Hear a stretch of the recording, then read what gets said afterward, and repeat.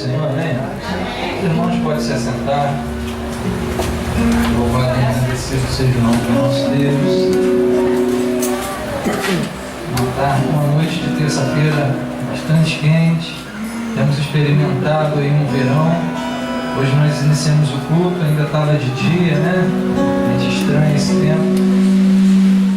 Mas que tudo seja feito para a honra e glória do Senhor. Estamos meditando, irmãos, já há alguns dias. Completamos já 4 mensagens a respeito de como fazer a diferença. Alguns elementos em nossa vida que são importantes para que nós possamos fazer a diferença como servos de Deus, para que sejamos diferentes da grande maioria que se acomoda, que não conhece o Deus que tem, possui, que não sabe quem realmente nós somos em Deus. E nós vimos alguns pontos importantes, como a transformação do nosso pensamento, como ele se faz necessário para que nós possamos fazer a diferença. A nossa forma de pensar, ela precisa ser transformada a respeito dos padrões desse mundo, dos princípios desse mundo, dos valores que nos norteiam, cuja sociedade tenta nos impor. Então a forma de nós pensarmos, ela precisa estar em acordo com a palavra de Deus. E ao memorizarmos a palavra de Deus, internalizarmos ela, tomarmos posse, ela começa a modificar e transformar o nosso pensamento, e ela produz resultados. Nós entendemos também, através da palavra, que é necessário que a nossa visão ela seja ampliada. Vimos como Abraão, em determinado momento da sua vida, ele não acreditava mais na promessa de Deus, e Deus o mostrou que ele precisava olhar para o céu, ele não precisava olhar para a grandeza de Deus, para ele entender que o Deus que havia prometido não é um Deus que mente ou que se arrepende, mas é um Deus que pode todas as coisas. Então a nossa mente e o nosso pensamento agora são transformados pela palavra de Deus. E hoje nós estaremos entrando em um outro ponto muito importante e muito sério.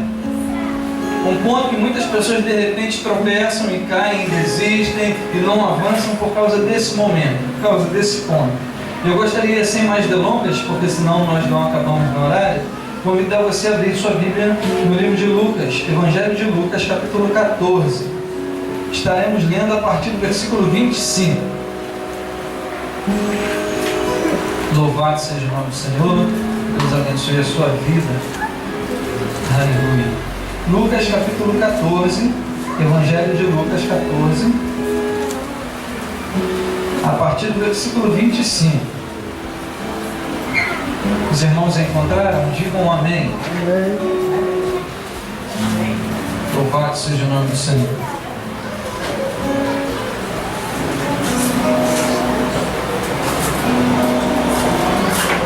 Estarei lendo com os irmãos, a igreja pode permanecer assentada como está, para que você reflita com bastante calma, bastante cuidado a respeito dessa passagem, porque tem importantes conceitos deixados por Jesus aqui.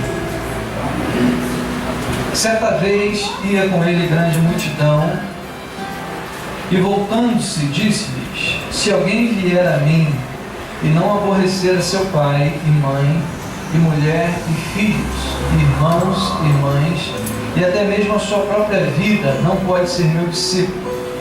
Qualquer que não tomar a sua cruz e não vier após mim, não pode ser meu discípulo. Se algum de vós está querendo edificar uma torre, não se assenta primeiro a fazer contas dos gastos para ver se tem com que acabar, para que não aconteça que depois de haver posto os alicerces e não podendo acabar, todos que a virem comecem a escarnecer dele, e dizendo: este homem começou a edificar e não pôde acabar. Ou qual é o rei que, indo para combater outro rei, não se assenta primeiro para calcular se com 10.000 pode sair ao encontro do que vem contra ele com 20.000? De outra maneira, estando o outro ainda longe, manda embaixadores e pede condições de paz. Da mesma forma, qualquer de vós que não renuncia a tudo que tem e não pode ser meu discípulo. Bom é o sal, mas se tornar insípido, como restaurar-lhe o sabor? Nem presta para a terra, nem para o montouro, é lançado fora. Quem tem ouvidos para ouvir, ouça. Amém? Amado Deus e Pai, graças te damos, porque temos a oportunidade de meditar na Tua Palavra nessa noite. Tua Palavra é poderosa, que ela vem de encontro aos nossos corações, que ela possa produzir os frutos para a qual o Senhor preparou, e que eu venha ser usado como instrumento nas tuas mãos para o louvor do teu nome, em nome de Jesus. Amém. Amém, irmãos? É uma passagem bem conhecida no livro de Lucas, capítulo 14, e ela nos traz alguns valores que são importantes. Eu gostaria logo de falar para você a respeito de uma condição que nós precisamos entender a respeito de fazer a diferença. Jesus, ele viveu e estava anunciando o seu evangelho de salvação, estava trazendo grandes milagres, e muitas pessoas o seguiam, mas o próprio Jesus, ele não estava acostumado com multidões. Para pessoas que verdadeiramente queiram ser discípulos de Jesus e fazer a diferença, você irá se acostumar com minorias. A quantidade de pessoas que conseguem abrir mão de valores, de coisas importantes da sua vida para seguir a Jesus e se tornarem discípulos, são pessoas em menor quantidade. Isso nós estamos vendo de forma muito clara nesse ponto. A multidão seguia Jesus porque queriam ver milagres. A multidão seguia Jesus porque queria ouvir aquele que estava carregando multidões.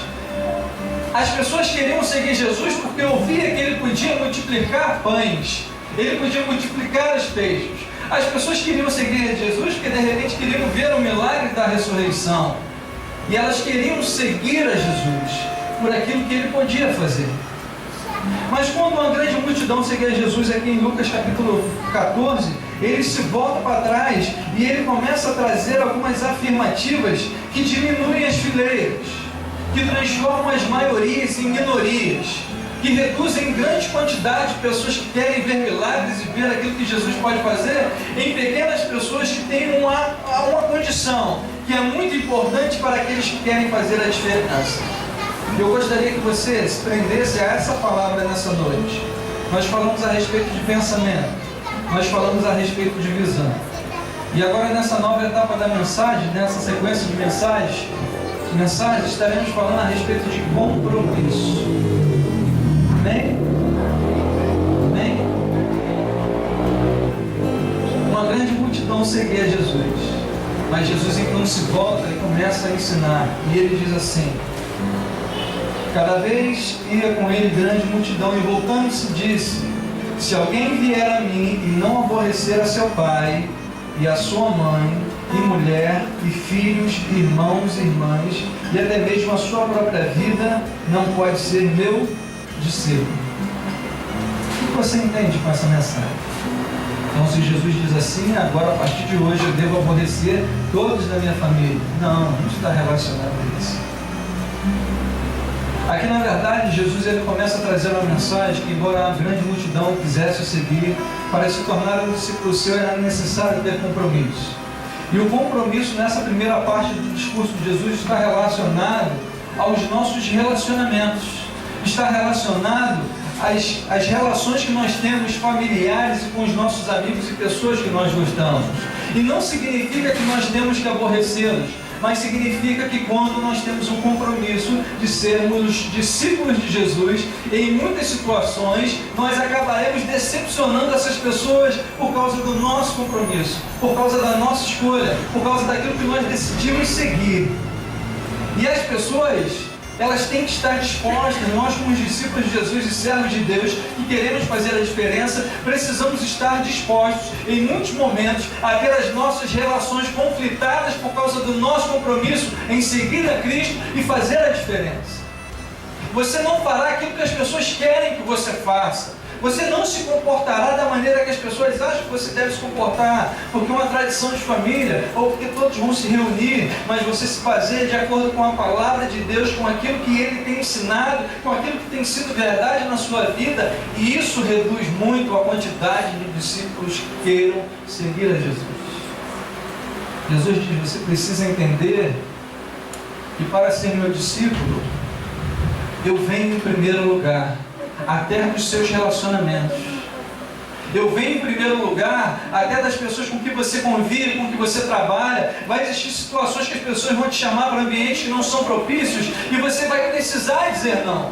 Vão existir situações onde você tem um compromisso na casa de Deus e de repente um familiar seu vai querer se reunir e você vai ter que falar, vamos deixar para outro dia. Hoje eu tenho um compromisso, hoje eu tenho uma prioridade, hoje eu tenho algo que eu escolhi viver, que não é indiferente, que não é qualquer coisa, mas é a presença de Jesus em minha vida e eu decidi segui-lo com compromisso, com comprometimento, com verdade.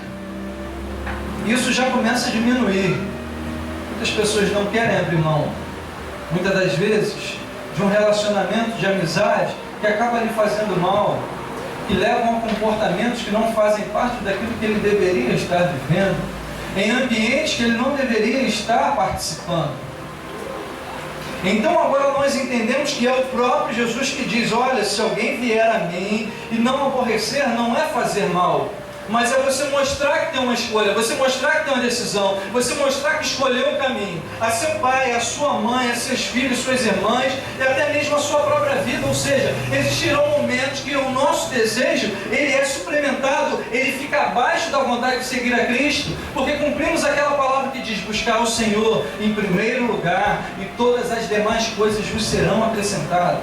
Nós aprendemos através da palavra que Cristo é prioridade em minha vida, que Ele é feito com excelência, tudo aquilo que eu faço para Deus é feito com excelência. Então desta forma, os meus relacionamentos ficam em segundo plano. Significa que você vai deixar de cuidar do seu marido? Não. A sua família é seu primeiro ministério. Significa que você vai deixar de cuidar da casa? Não. Significa que você não vai se relacionar com as outras pessoas? Não é isso que nós queremos dizer. Significa prioridade. Aquilo que vem em primeiro lugar, aquilo que eu dedico a maior importância, aquilo que eu escolho viver. E o próprio Jesus diz, se você quer ser meu discípulo, além de ter um pensamento transformado, além de ter uma visão que alcança longe, além de ter uma visão diferenciada, é necessário ter compromisso. É necessário ter comprometimento, porque o Senhor só se relaciona com pessoas assim, porque Ele é fiel, porque Ele não nos abandona, não nos deixa só, e não pode contra a sua própria natureza e vontade. Aleluia! E talvez quando nós falamos de compromisso, não é uma palavra que você ouça, glória a Deus, aleluia, mas ela é importante para você construir o alicerce da sua vida e aprender a fazer a diferença nesse mundo. A grande maioria não é comprometida. Às vezes não é comprometida com a sua família, muitas das vezes não é comprometida com o seu trabalho, muitas das vezes não é comprometida com as pessoas que ama, e não conseguirá, se não for transformada, ser comprometida com Deus. Jesus disse para a multidão, não adianta querermos chegar a Jesus por causa daquilo que Ele pode fazer, porque Ele pode fazer todas as coisas, Ele pode fazer o mar abrir, Ele pode multiplicar, fazer morto ressuscitar, Ele pode fazer paralítico andar, o cego enxergar, Ele pode fazer, mas Ele deseja discípulos que são comprometidos com aquilo que Ele é, com o seu propósito, com a sua filosofia, com os seus ensinamentos. E quando é ensinado na igreja, olha só, você vai ser próspero, você vai ser abençoado, você vai ser liberto, você vai ser curado, mas você precisa ser comprometido. Muitas das vezes mexe. Você precisa ser fiel. Você precisa deixar de lado muitas das vezes os seus relacionamentos para ter Cristo em primeiro lugar, porque foi assim que Jesus ensinou. Não são palavras minhas, não são ensinamentos que eu concebi, mas o próprio Jesus, ele deixa na sua palavra em Lucas capítulo 14, olha, se você quer fazer a diferença, se você quer ser minoria, mas uma minoria que é usada pelo poder de Deus e que alcança grandes maravilhas na sua vida, discípulo de Jesus, seguidor de Cristo, você precisa ser comprometido e os seus relacionamentos precisam estar abaixo de Jesus. E ele continua a ensinar: qualquer que não tomar a sua cruz e não vier após mim, não pode ser meu discípulo. E ele fala aqui a história da torre e fala também a história do rei. Qualquer um que não tomar a sua própria Meu discípulo, ele precisa tomar a sua cruz e me seguir. Ele precisa abrir mão dos seus desejos, das suas vontades, porque eu agora estou em primeiro lugar. Se você quiser ser discípulo de Jesus, é necessário ter compromisso. Isso está muito claro. Isso diminui o número de pessoas, porque ter compromisso é difícil, porque ter compromisso de repente não é algo que seja fácil, que nós estamos acostumados, que nós estamos habituados. Eu preciso aprender a ter mais compromisso para ser discípulo do Senhor. Eu tenho aprendido a buscar mais do Senhor, que Ele me capacite a ser fiel àquilo que eu tenho dado a minha palavra para fazer. E isso é um desafio da igreja. A maioria não tem compromisso. Que dirá com o Senhor?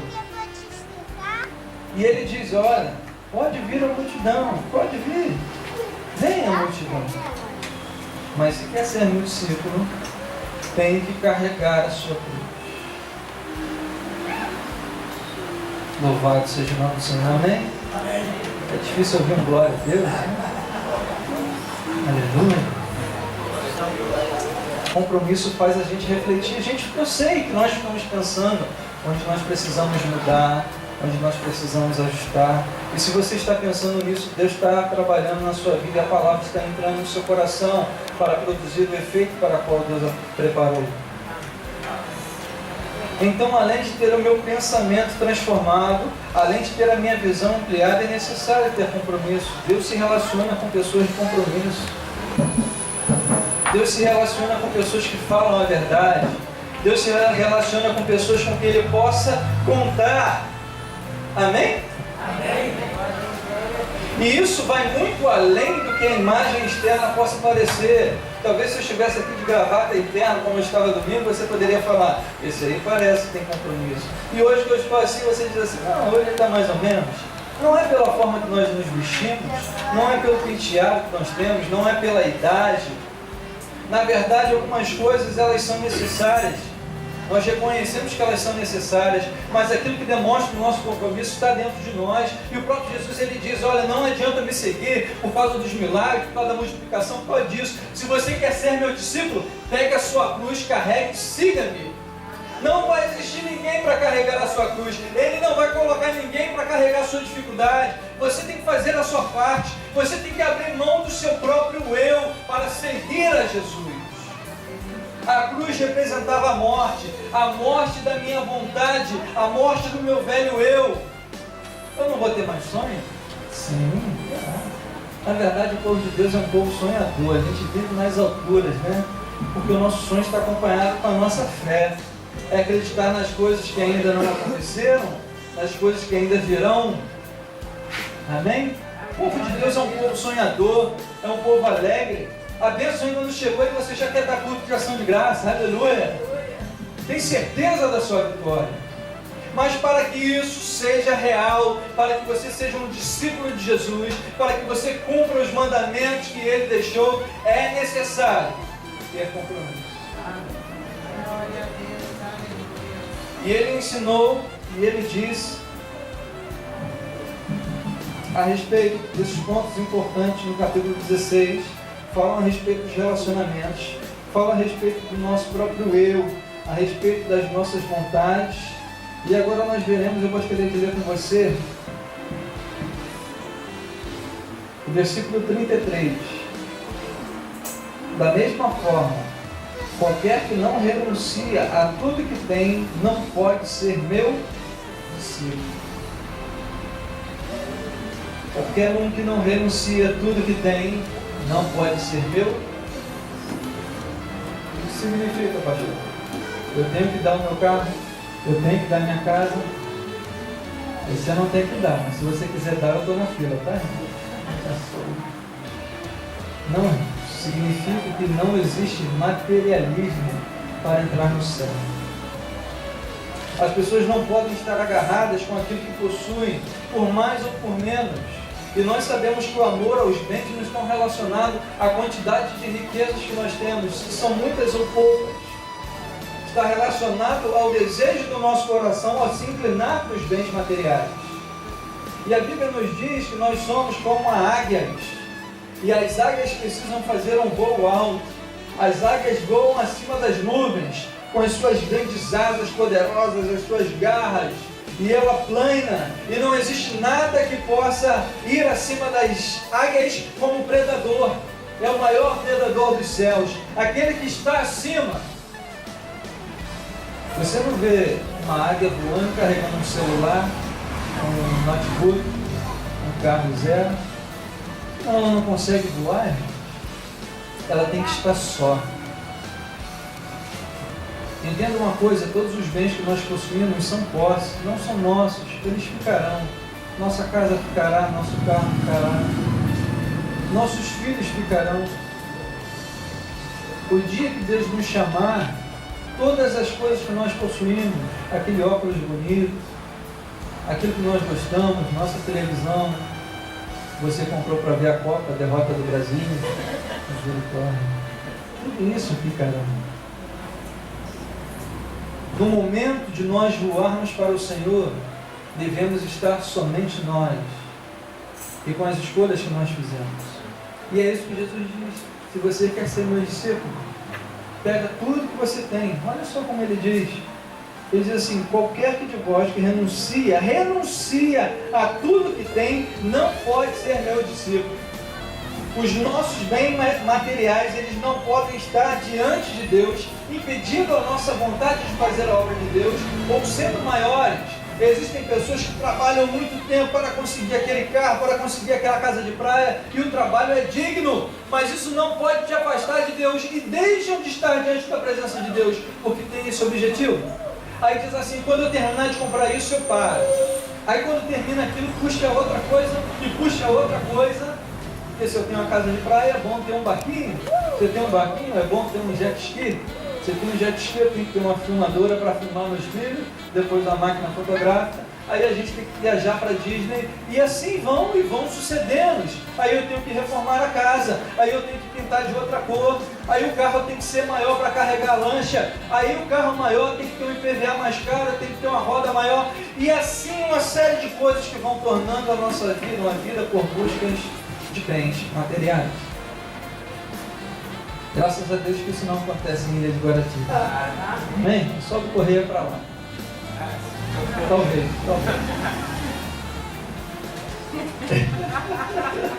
Misericórdia.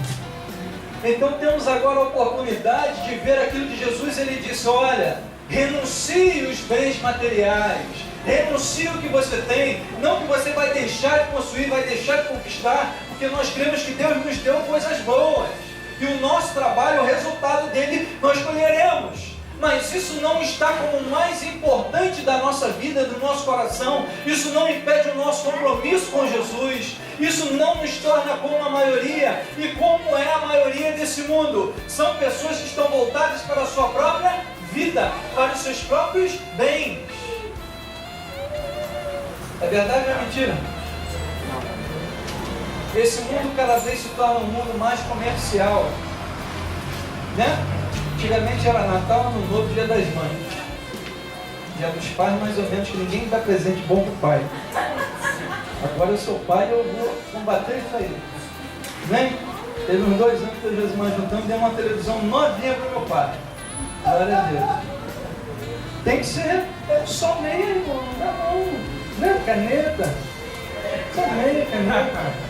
Misericórdia. As mães é aquele vestido, aquele almoço, leva para jantar, leva para almoçar. O pai de repente dá uma ligada: parabéns, pai. Mas é assim, hoje em dia você tem o dia do coelhinho, o dia da Páscoa, aí você tem o dia da mãe, o dia do hino. Na escola então, criança aprende tudo que é dia, e tudo que é dia tem que ter uma festa, tem que ter um presente, tem que ter alguma coisa para vender. E agora, a gente se sente na obrigação de dar um presente. Eu tenho que dar um presente de Natal para o meu filho.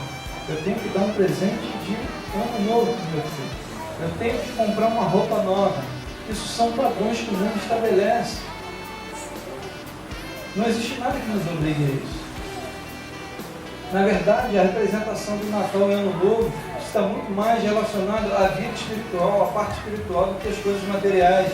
E eu posso pegar hoje lá em Campo Grande e comprar um presente para ele, porque ele merece, é o meu filho. Eu posso fazer semana que vem, eu não tenho que esperar aniversário, eu não tenho que esperar Dia dos Pais, Dia das Crianças, Natal, para presentear uma pessoa que eu amo. Isso faz parte da minha vida, mas o mundo nos obriga a sempre consumir, a você olhar para o consumo. Você compra um celular hoje, amanhã já tem um melhor. Aí eles dizem que você deve trocar. Daqui a 2 semanas já tem outro melhor. E você tem um telefone que funciona, um telefone que faz tudo que você queria, mas porque tem outro, você sente o desejo de trocar. É assim que funciona, é assim que isso é introduzido na nossa mente. Pessoas estudam para ver qual as cores que trabalham melhor na mente para que você sinta o desejo de consumir. Nunca percebeu isso? Você vai lá no Park Shop, vai lá na praça de alimentação e dá uma olhada assim em volta. Você vai ver muito vermelho e amarelo. Por quê? McDonald's, Habib's, Bob's, eles usam a mesma cor. Eles estudam que o amarelo dá sede, o vermelho dá fome. Quando qualquer ser humano, involuntariamente, ele bate os olhos naquela cor, aquilo ali de alguma forma trabalha no seu organismo para que você tenha o desejo. Olha lá, praça de alimentação, vermelho e amarelo. Eu estou com fome, eu estou com sede. Tem alguém com fome que você tem? Pode colocar a cortina verde, né? Pode colocar a cortina verde, os irmãos vão dormir na hora da apagação. O hospital é verde, verde claro. Já viu? O hospital é verde claro, azul claro. É tranquilidade, é paz. Tu não vê um laranja no hospital. Senão a pessoa vai ficar ali, eu quero comida. Está no sono, não pode comer, eu quero comida. Eu quero comida. Não pode. Então as pessoas elas buscam isso para que você consuma, para que você gaste o que você não tem. E aí nós entraríamos num outro problema, porque a maior parte do brasileiro hoje é endividado.